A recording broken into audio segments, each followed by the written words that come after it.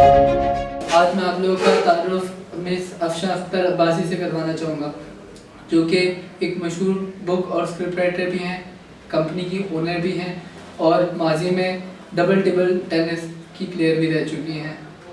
تو مس افشاں اختر عباسی، آپ کو جو لوگ نہیں جانتے اور آپ کی شخصیت سے مخاطب نہیں ہیں، آپ ان کو اپنے بارے میں کچھ بتائیں۔ میرا نام افشاں اختر عباسی ہے اور فارماسیوٹیکل بزنس میں پچھلے کئی سال سے وابستہ ہوں اس میں، اور اس کے علاوہ ایسا کیا نام ہے افسانہ نگار، ناول نگار، ڈرامہ نگار اور مضمون نگار وغیرہ میرا اپنی ایک پہچان ہے، کیونکہ میری 5 کتابیں جو ہیں وہ پبلش ہو چکی ہیں، اور لیکن میں نے اپنی تحریروں کو کبھی اپنی روزگار کا ذریعہ نہیں بنایا، اور اپنا ساری یہ جو پروفیشنل لائف ہے یہ میری صرف ہوئی ہے فارماسیوٹیکل میں، اور بیچ میں 5 سال کا عرصہ میں نے as a script writer contract base پہ پاکستان ٹیلی ویژن کے ساتھ میں وابستہ رہی، اور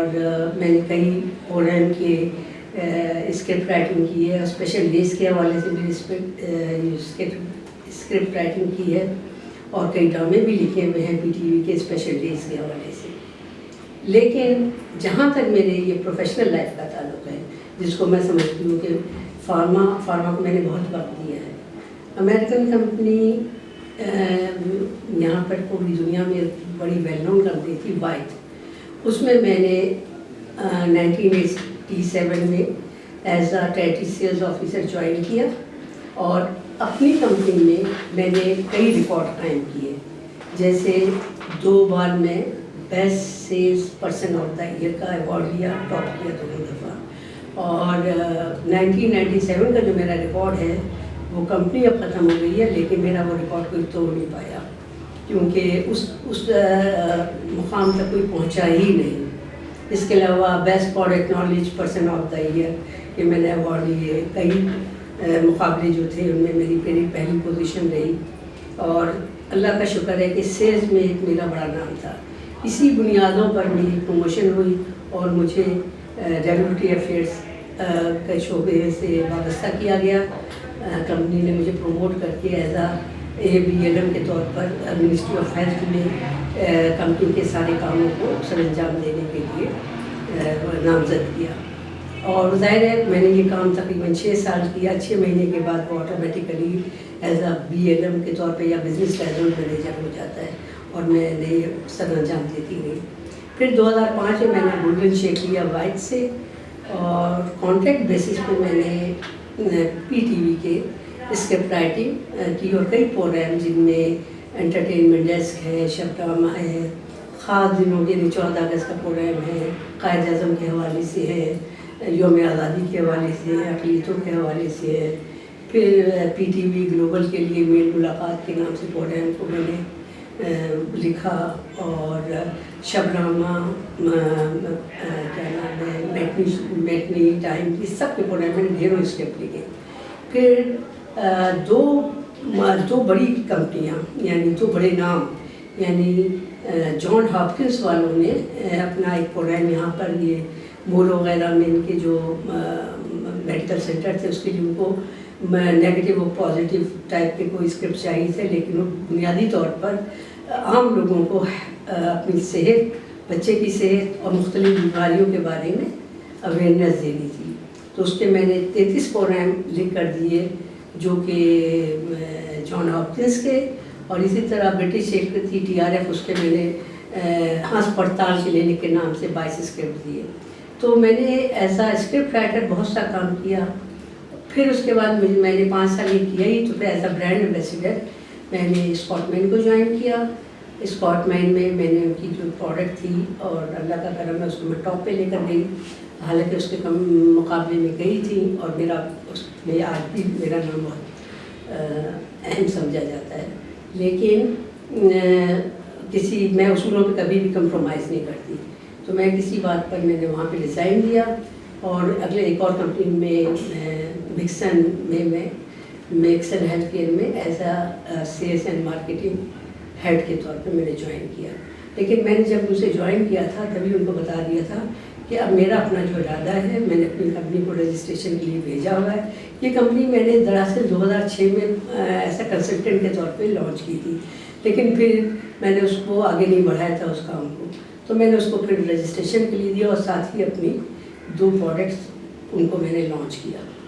اور ایکسپرٹ آئی انٹرپرائزز کے نام سے میں اپنی کمپنی لے کر آئی. اور اللہ کا کرم ہے کہ مارکیٹ میں میرا ایک نام تھا، تو مجھے کوئی مشکل پیش نہیں آئی.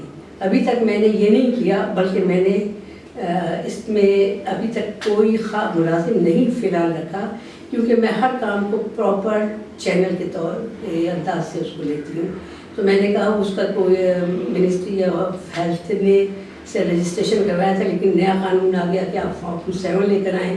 تو فارم 7 کے لیے میں نے پھر اپلائی کیا اور انتظار کرتی رہی. اور اس دوران میں نے جو مارکیٹ میں بھی اپنی پروڈکٹ تھی اس کو ٹیمپریری روکا، لیکن اللہ نے چاہا تو بہت جلد میں جن کے لیے اپلائی کیا اس کو مجھے فارم 7 مل جائے گا. 2 کے مجھے مل گئے ہیں، اور ایک اور جو ہے یا 2 اور میں نے اپنی پروڈکٹ مارکیٹ کی ہیں. مارکیٹ کیا رجسٹریشن کے لیے دیے، جیسی وہ ملے گا میں اس کو مارکیٹ کر دوں گی. اور اللہ کرم ہے میری پورا کیریئر جو ہے پروفیشنل طور پہ بہترین گزرا ہے. آپ ایک اسکرپٹ رائٹر، آتھر اور ایک پوئٹ بھی ہیں، تو آپ کا اسکرپٹ رائٹنگ کی طرف رجحان کیسے گیا؟ آپ کچھ اس کے بیک گراؤنڈ کے بارے میں کچھ بتائیں گے؟ دیکھیے، رائٹر جو ہے، میں اپنا کو رائٹر ہونا اپنی خوبی نہیں سمجھتی. کچھ چیزیں اللہ تعالیٰ کی طرف سے ودیعت ہوتی ہیں، اور مجھے شروع سے لگتا تھا کہ مجھے لکھنا آتا ہے. حالانکہ لکھنے کے لیے پڑھنا بہت ضروری ہے. اور میرے گھر میں میری والدہ کی کتابوں کی ایک وسیع ذخیرہ تھا، لیکن ہم لوگوں کو بچپن میں پابندی تھی کہ ہم تمام اپنی عمر کے حساب سے رسالے پڑھ سکتے تھے یا کتابیں پڑھ سکتے تھے. بڑوں کی کتابیں پڑھنے کی اجازت شروع میں نہیں تھی. لیکن جب آپ کو پڑھنے کا شوق ہوتا ہے تو آپ مستقل، آپ کو ایک پیاس ہوتی ہے اندر سے کہ مجھے اب یہ مل گیا، یہ پڑھ لیا، میں دوسری کتاب دیکھوں. تو کئی چھپ چھپ کے پھر بڑوں کی بھی پڑھنی شروع کر دی. تو میرا خیال ہے 5ویں جماعت تک میں امی کی ساری کتابیں پڑھ چکی تھی، جن میں سے بہت سی کتابوں میں اور بہت سے الفاظ مجھے سمجھ نہیں آتے تھے اس وقت، لیکن میں پڑھتی تھی اور غور کرتی رہتی تھی. اچھا، میں نے پہلی چیز مجھے یاد ہے کہ میں نے بچوں کی نظم لکھی. بازار ابو کے ساتھ نکلی تو سارے بازار میں جو کچھ ہو رہا تھا اس کو بچوں کی نظم کے طور پہ لکھا. ابھی میں وہ دیکھتی ہوں تو وہ مجھے بالکل ٹھیک لگتی ہے. اس کے بعد میں نے ایک ناول شروع کیا اپنے حساب سے. بہت بڑا کارنامہ سر انجام دیا. میں 6 میں تھی تو میں نے ایک ناول کا ابتدا کی جس میں ہیروئن جو ہے وہ 12 سال کی ہے، ہیرو 14 سال کا ہے، اور وہ ایک مکمل ناول ہے. اور اس میں ہر چیز بہت پیور ہے. وہ چھپا میں نے نہیں چھپوایا، لیکن وہ پورا تقریباً 250 کاپی کے صفحات پر مشتمل ناول ہے، اور پورا کہیں اس میں جھول نہیں ہے. بس یہ ہے کہ جذبات ہیں تو انتہا پر ہے، غصہ ہے تو انتہا پر ہے، اور اس کے کردار جو ہیں ان میں ان سے ہمدردی ہے تو وہ انتہا پر ہے. یہ میں نے دیکھا، لیکن وہ میرے پاس محفوظ ہے. پھر اس کے بعد ہی میں نے اسکول میں چھوٹی چھوٹی کہانیاں لکھ کر دینا شروع کی، اور مضامین کے مقابلوں جب بھی میں نے حصہ لیا، اللہ کا کرم میں پہلا، دوسرا، تیسرا انعام میرے نام لازمی آیا. کیونکہ الفاظ کا بھی ذخیرہ تھا، محاورات پہ بھی کنٹرول تھا، کیونکہ گھر کا ماحول جو پڑھا لکھا ہو نا تو بات بھی محاورے وغیرہ میں نہیں ہوتی ہے. اس کے بعد یہ ہوا کہ میں نے اپنا ناول شروع کیا، اور یہ میرا ناول انتظار کرتے کرتے جو ہے یہ میں نے فرسٹ ایئر میں لکھنا شروع کیا تھا. اور اس کو میں نے میرا خیال 1 سال کے اندر مکمل کر لیا تھا، اور اب سمجھتی تھی کہ میں نے بہت بڑا کارنامہ سر انجام دے دیا ہے. یہ ناول اپنے لحاظ سے ایک مکمل معاشرتی ناول ہے. پھر ظاہر ہے اس دوران مجھے اور جگہوں کا پتہ چلا، تو اس زمانے میں اخبار رسالوں میں ایک نام تھا اردو ڈائجسٹ کا. تو میں نے پہلا اپنا افسانہ اسٹوڈنٹ لائف میں اردو ڈائجسٹ میں بھیجا، اور وہ پہلے ہی سے بغیر کسی سفارش اس کے نہ صرف چھپا بلکہ اس کا انہوں نے معاوضہ ہی بھیجا. تب سے میں افسانے کی طرف میرا رجحان ہو گیا. اور افسانے پہلی کتاب جو میری شائع ہوئی وہ افسانوں کا مجموعہ ہی تھی جو 1985 میں مارکیٹ میں آئی، اور اللہ کا کرم ایسا اللہ نے میرے پہ کیا کہ فوری اس نے بہت مقبولیت پائی اور 4 مہینے میں کتاب مارکیٹ سے ختم ہو گئی۔ میں اس چکر میں رہی کہ اس دوران میں نے دوسری کتاب افسانوں کا مجموعہ بھی تیار تھا، ناول بھی تھا، تو میں نے بجائے اس کے کہ اس کا ایڈیشن کے لیے وہ پبلشر کہہ رہا تھا، میں نے کہا نہیں، پہلے آپ میری یہ کتابیں جو میں نے لکھا ہے وہ ان کو آنا چاہیے، کیونکہ چھاپ پبلشر رہا تھا۔ تو دوسری کتاب آئی میری 92 میں، کیا نام ہے، دھوبی افسانوں کا مجموعہ تھا، کانٹوں پر سفر کے حوالے سے، اور یہ سارے ادبی افسانے ہیں جو کورس میں بھی پڑھائے جاتے ہیں۔ پھر میرا ناول جو میں نے فرسٹ ایئر میں لکھا تھا انتظار کرتے کرتے، اور وہ قسط وار یہاں پر دوشیزہ میں چھپ بھی چکا تھا، اس کی وہ کتابی صورت میں سن 2002 میں مارکیٹ میں آیا۔ پھر اس دوران پروفیشنلی اتنی میں بزی تھی کہ میں کوشش یہ کرتی تھی کہ اپنا جو بس وقت میں لکھ لوں، لیکن وہ چھپوانا اور یا پبلشر وہ خط بھی آتے رہے، لیکن میں اپنے دوسرے کام میں زیادہ مصروف ہو گئی۔ لیکن پھر 2013 میں میرا چوتھی کتاب آئی اعتراف کے نام سے، اور پھر میں نے سوچا ہم لوگ افسانے ناول سب ہو گئے، جو نئی جنریشن ہے اس کو اپنی چھوٹے بچوں کو جو تربیت کا ٹائم ہے شاید اس طرح نہیں مل پا رہا ہے، اور بچے غلطیاں زیادہ کر رہے ہیں۔ تو میں نے خاص طور پہ بچوں کے حوالے سے 10 کہانیاں لکھی، اور توبہ کے نام سے وہ کتاب لے کر آئی۔ ہر کہانی کسی نہ کسی غلطی کی نشاندہی، نصیحت نہیں لیکن نشاندہی، اور اس کے بعد اس سے بچنے کے بعد یا اس کا نقصان اٹھانے کے بعد اس سے توبہ، اور تاکہ وہ مزید نقصان سے بچ سکے۔ تو میں یہ سمجھتی ہوں میری اپنے اندر کی جو آواز ہے وہ یہ کہتی ہے کہ یہ کام میرا سب سے اہم کام تھا۔ تو اب میں اللہ کا شکر ہے کہ نئی کتاب میرا ایک سفر نامہ زیر تحریر ہے۔ اچھا، شاعری مجھے میں نہ مشاعروں میں جاتی تھی کبھی، لیکن خود سے جو شعر آ جاتے ہیں وہ لکھ لیتی ہوں، یا کوئی موضوع پہ۔ اب جیسے میرا ایک تو کیا نام ہے، التجا کے نام سے ایک میرا نظم ہے، وہ یوٹیوب پہ فیس بک میں بے تحاشا اس کی کو پذیرائی ملی، لیکن میں مشاعروں میں موصولی نہیں جاتی کیونکہ میں اتنا وقت نکال ہی نہیں سکتی۔ تو انشاءاللہ نیکسٹ ابھائکوں کی 2-3 کتابیں جو ہیں وہ اس کتابت کے مرحلے میں ہیں، اور وہ جلدی انشاءاللہ آئیں گی۔ تو فارماسیوٹیکلس اور ان کی مارکیٹنگ اور ان کی سیلز میں آپ کا کافی نام ہے، تو آپ اس پروفیشن کے بارے میں کیا جانتی ہیں، اور آپ اپنی اسٹرگلس کے بارے میں کچھ؟ میرا اس کے لیے کوئی بھی کام انسان جب شروع کرے یا کرنے کا ارادہ کرے تو اس میں 3 چیزیں بہت اہمیت کی حامل ہیں۔ وہ پوری ایمانداری سے جو اس کو فرائض سونپے گئے ہیں ان کو پورا کرے، اپنی جو قابلیت ہے اس کو دن بہ دن اس میں اضافہ کرے، فار گرانٹڈ کوئی چیز نہیں لینی چاہیے۔ میرے پورے خاندان میں سیلز اینڈ مارکیٹنگ میں اس وقت کوئی نہیں تھا۔ میری تعلیمی بیک گراؤنڈ جو تھا، میں نے ماسٹرز پولیٹیکل سائنس کیا تھا، سائنس یا میڈیسن سے میرا اس وقت تک کوئی تعلق نہیں تھا۔ میرے ساتھ ہوا یہ کہ مجھے جس نے بھی یہ گائیڈ کہا کہ یہ جاب بہت اچھی ہے، اس کو تم کرو، اس میں کوئی سیاست وغیرہ کچھ نہیں ہے، آپ محنت کریں گے اس کا رزلٹ ہے۔ تو اس میں 50% آپ کا سائنس کا بیک گراؤنڈ چاہیے اور 50% آپ کی میسج دینے کی اسکل چاہیے، تو اور آپ اس میں پوری اترتی ہیں۔ تو انہوں نے میرا انٹرویو ہوا۔ اچھا، انہوں نے جب میرا جو واحد میں فرسٹ انٹرویو تھا، میں نے اس سے قبل نہ کہیں کوئی درخواست دی تھی، نہ کوئی انٹرویو دیا تھا۔ وہ جو پوچھتے تھے میرے کاغذات، میری جو ڈگری وغیرہ تھی ان کے سامنے تھی، تو میں نے تو یعنی انٹر میں یا اسکول میں بھی سائنس نہیں پڑھی تھی۔ تو انہوں نے مجھ سے کچھ سوالات کیے جو سسٹم یعنی نظام حضور کے بارے میں تھا، یا ویژن کے بارے میں، یا ویژن کہہ رہی ہوں یہ جو آپ کے مختلف سیکریشنز ہوتی ہیں، یا آپ کا سسٹم ہے نا، کارڈک سسٹم ہے، پلمنالوجیز کے حوالے سے، تو وہ انہوں نے کیا۔ تو میں نے ان سے صاف کہہ دیا اس انٹرویو میں بھی کہ میں نے سائنس نہیں پڑھی ہے، آپ نے میرے وہ دیکھے۔ تو انہوں نے کہا آپ کو کوئی کچھ رف آئیڈیا ہوگا، کوئی نالج ہوگی۔ تو چونکہ میں اتنی کتابیں پڑھتی تھی تو مجھے بہت سی چیزوں کے بارے میں علم تھا، تو میں نے بتا دیا کہ بھائی یہ سسٹم یہ ہوتا ہے وہ ہوتا ہے، اور انہوں نے سلیکٹ کر لیا۔ حالانکہ ملٹی نیشنل کمپنی تھی، لیکن پھر بھی میں منتخب ہو گئی اور مجھے انہوں نے اپنے یہاں رکھ لیا۔ اچھا، اب میرے ذہن میں یہ تھا کہ صرف جا کے ڈاکٹر کو جو کارڈ میں وہ بتانا ہے، لیکن ایسا نہیں تھا۔ میری پہلی کال کے دوران میرے ڈاکٹر نے مجھ سے ایک اینٹی بایوٹک کے حوالے سے کوشچن کیا، اور وہ تھا کہ یہ پلاسیبو کے مقابلے میں اس کا کیا افیکٹ ہے۔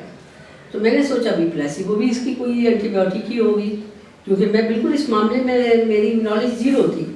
تو انہوں نے کہا، وہ ہنسنا شروع لگے، تو مجھے اس وقت احساس ہوا کہ کچھ غلط ہے۔ تو میرے سینئر جو مجھے ٹرین کرنے آئے تھے، میں نے ان کی طرف دیکھا تو وہ اپنی چیئر کو انہوں نے موڑ لیا اور مجھے بڑی امبیرسمنٹ فیل ہوئی۔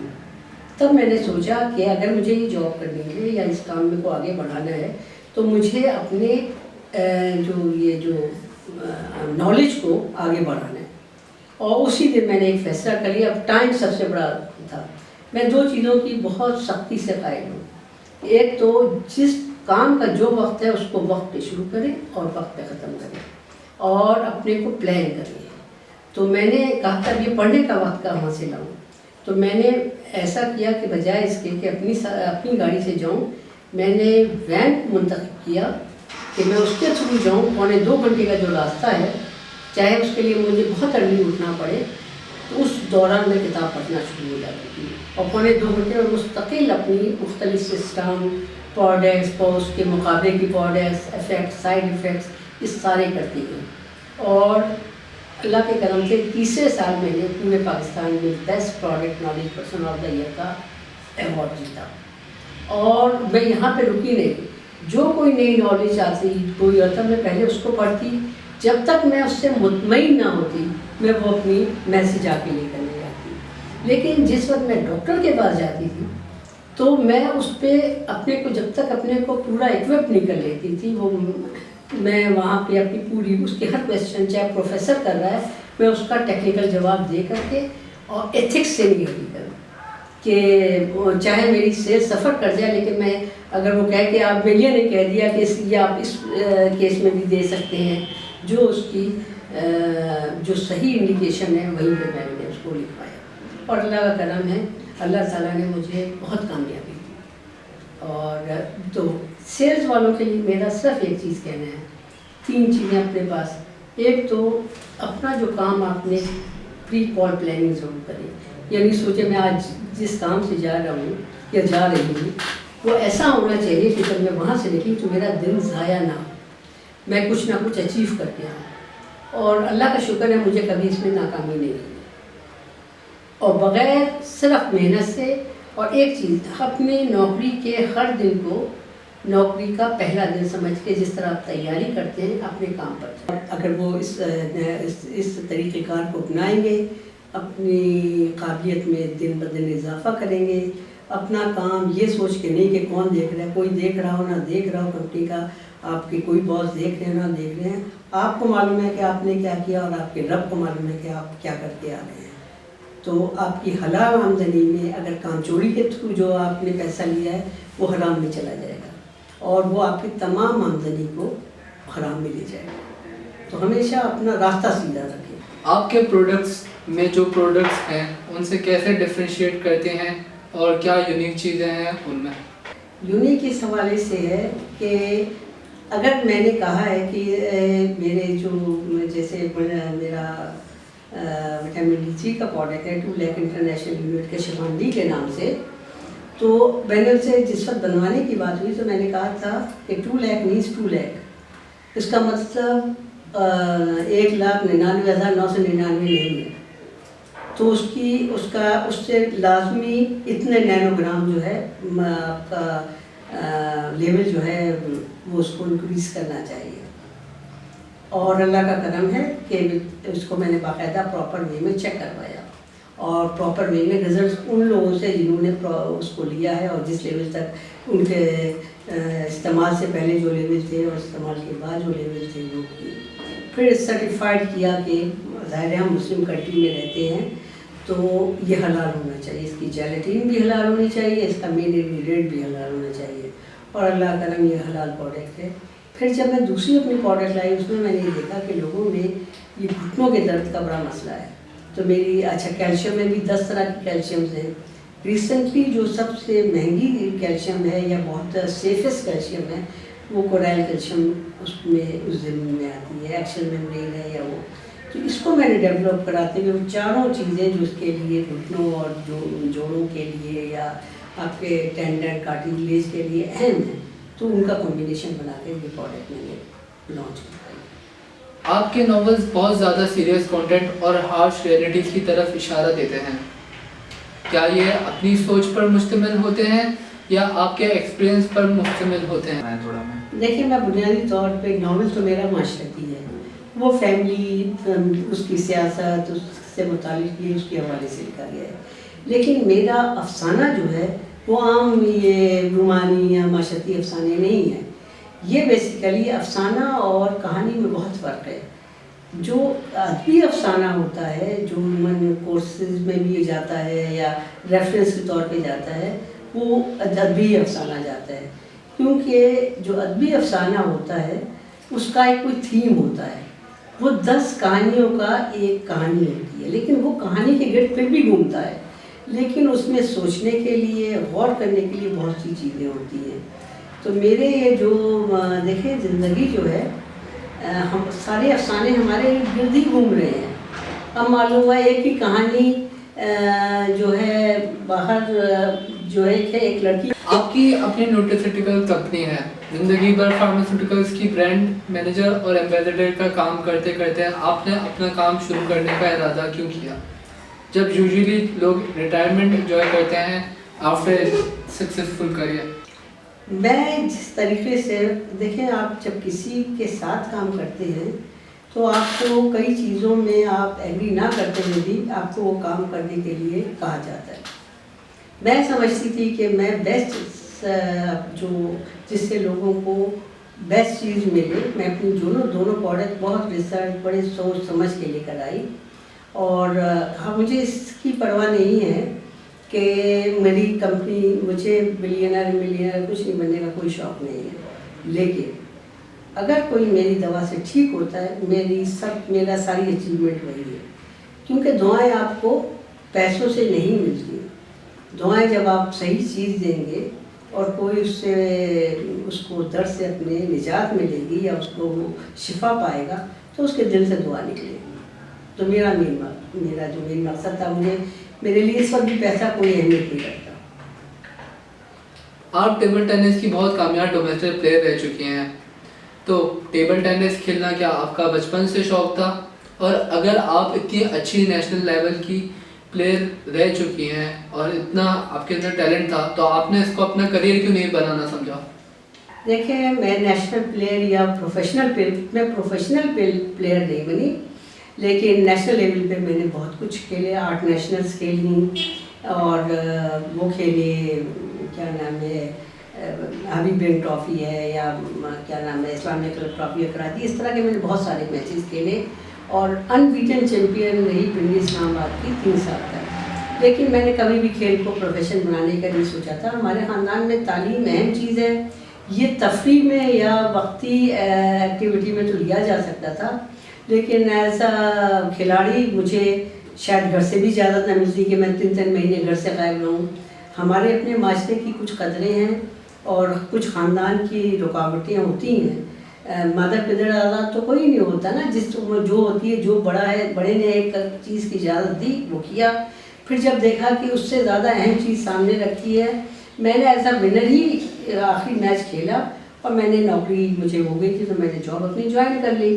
اب اگر میں ایک ہاتھ میں 2 تربوز لوں گی تو ایک تربوز ضرور گرے گا، تو میں نے کہا جن لوگوں سے میں جیت رہی ہوں کل، کیونکہ میں پریکٹس کے لیے بس وقت ہی نہیں ہے، میں ان سے ہاروں گی، اور مجھے اس وقت ملازمت پہ توجہ دینا زیادہ ضروری ہے، تو میں نے اسی دن اپنی کٹ کھولی اور ایز اے ونر چھوڑ دیا۔ آپ کی لائف میں فیملی کی کتنی امپورٹنس ہے؟ ہماری پرسنلی آپ کے بھتیجوں سے بھی بات ہوئی ہے اور وہ آپ کو اپنی والدہ کے مقام پر رکھتے ہیں، اس کے پیچھے کیا ریزن ہے؟ میرے نزدیک جو سب بزنس کو دیکھتے ہیں تو وہ اصل میں پیسے کی دوڑ میں بری طرح لگے ہوتے ہیں۔ پیسہ زندگی کے لیے، زندگی پیسے کے لیے نہیں ہے۔ زندگی میں آپ کو تمام رشتوں کو نبھانا ضروری ہے، جن سے آپ نے کوئی بھی وعدہ کیا ہے یا کسی چیز کا کمٹمنٹ کیا ہے، اس کو پوری ایمانداری سے پورا کرنا ضروری ہے۔ چاہے آپ نے ملازمت کے حوالے سے کیا ہو، چاہے اپنے رشتوں کے حوالے سے، جو آپ کی ذمہ داریاں جو ہیں، انسان جو ہے صرف پیسے کی دوڑ میں نہیں کہ ہر چیز پیسے سے نہیں خریدی جا سکتی. جس وقت میرے والدین کو میری خدمت کی ضرورت ہے مجھے وہاں موجود ہونا چاہیے، اور اپنے وقت کو، اپنے تفریحی وقت کو کٹ کر کے اپنی ذمہ داریوں کو پہلے سمجھنا چاہیے. صحیح. اچھا، آپ نے یہ والا نہیں بتایا کہ آپ کے جو بھتیجے ہیں وہ آپ کو اپنی مدر ایز اے مدر تصور کرتے ہیں، تو اس کے پیچھے ایسا کیا ریزن ہے؟ وہ چونکہ میرے نزدیک رشتے کیا ہیں، انسان درخت کی سے پھل کی طرح بھی ٹپک کر دنیا میں آ سکتا تھا. اللہ تعالیٰ نے اگر رشتے بنائے ہیں، اور خاص طور پہ خون کے رشتے کی اگر کوئی تکلیف ہوتی ہے، وہ کہیں دور بھی بیٹھا ہو تو آپ کے دل میں محسوس ہوتی ہے. اگر آپ محسوس کرنا چاہیں، اگر اپنے پہ بے حسی طاری کر لیں تو کوئی مسئلہ ہی نہیں ہے. تو میرے بھتیجے، میرے بھائی جو تھے، بھائی نے جب میرے والد کی ڈیتھ ہوئی تو گھر کو بھائی جان نے سنبھالا، اور ان کے جو بچے ہیں وہ میرے دل کے، ان کو ہلکی سی بھی تکلیف ہوتی ہے تو اس طرح تکلیف مجھے محسوس ہوتی ہے. تو اسی طرح میرے جو بھانجے ہیں، میری بہنیں ہیں، یا میرے اور رشتہ دار ہیں، تو انسان کا تعلق انسان سے ہے، اور ہر انسان کو اس بات کا خیال رکھنا چاہیے کہ اس کی ہاتھ، پیر، زبان جو ہے دوسرے کے لیے فلاح ڈھونڈے.